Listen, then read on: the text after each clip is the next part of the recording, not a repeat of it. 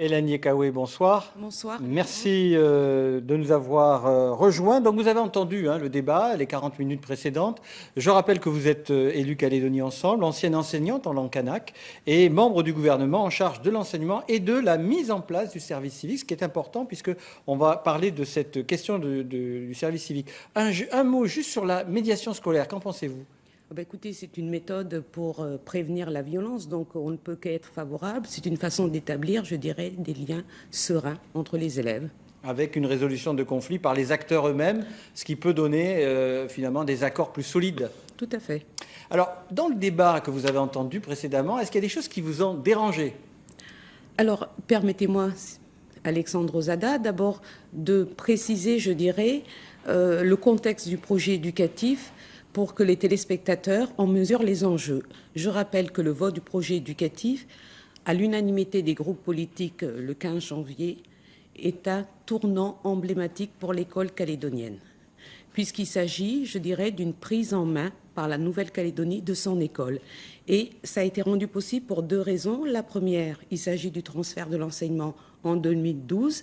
Et la deuxième, c'est un projet, un travail collectif avec l'ensemble des acteurs de la communauté éducative. C'est la première fois que nous avons l'opportunité de définir une politique éducative avec 4 priorités qui sont là pour améliorer le fonctionnement de nos établissements scolaires et la réussite de nos enfants. Alors justement, dans cette proposition de projet éducatif, vous avez la charge de la mise en œuvre du service civique, qui est une chose importante puisqu'elle touche le décrochage scolaire des 16-18 ans.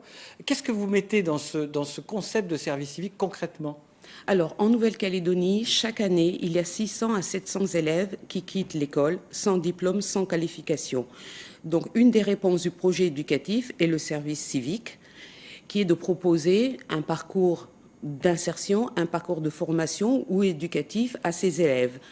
C'est pour ça qu'il y a quelques semaines, j'ai fait ajuster justement le texte du service civique national pour que le Congrès a d'ailleurs adopté à l'unanimité. Un autre axe important, et c'est la création d'un conseil de vie lycéenne pour que les lycéens s'engagent, soient plus responsables. On a parlé de sens tout à l'heure dans le débat.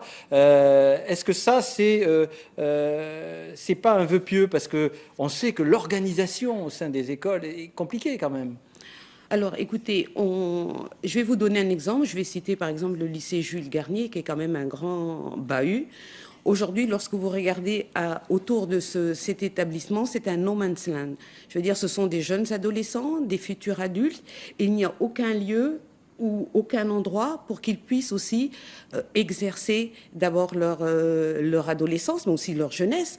Donc, le fait de mettre en place le conseil de vie lycéenne, ça va leur amener à proposer des projets qui se prennent en charge. Je rappelle que le lycée, ou du moins l'école, c'est aussi un lieu pour l'apprentissage de l'autonomie, l'apprentissage apprendre à être responsable. Il pourrait par exemple proposer d'avoir une radio au lycée Jules Garnier, où les élèves effectivement se prendraient en charge. Aujourd'hui, il n'y a pas de buvette. Pourquoi les jeunes lycéens ne le feraient pas ? Une dernière question, Hélène Yekawe, puisque ce projet éducatif met l'égalité des chances au cœur de la réflexion, vous êtes d'accord avec moi. Est-ce qu'il y a autant d'égalité des chances entre des jeunes de Brousse et ceux de Nouméa ? Bien évidemment que non. C'est justement pour ça que nous avons défini ces 4 orientations qui est l'identité calédonienne, prendre en compte la diversité et un environnement favorable ainsi que l'ouverture sur le monde et l'ouverture sur l'Océanie pour justement, je dirais, faire bouger les choses et rétablir, je dirais, l'équilibre ou l'équité entre les établissements. Par exemple, je vais vous donner un exemple, c'est le numérique. Il est clair qu'aujourd'hui, les établissements sur Nouméa ne sont pas équipés de la même façon que dans l'intérieur. Or, si l'on veut que l'école de la Nouvelle-Calédonie soit ouverte sur le monde, c'est forcément par le numérique. Merci Hélène Yekawe pour avoir accepté notre invitation. Merci Alexandre.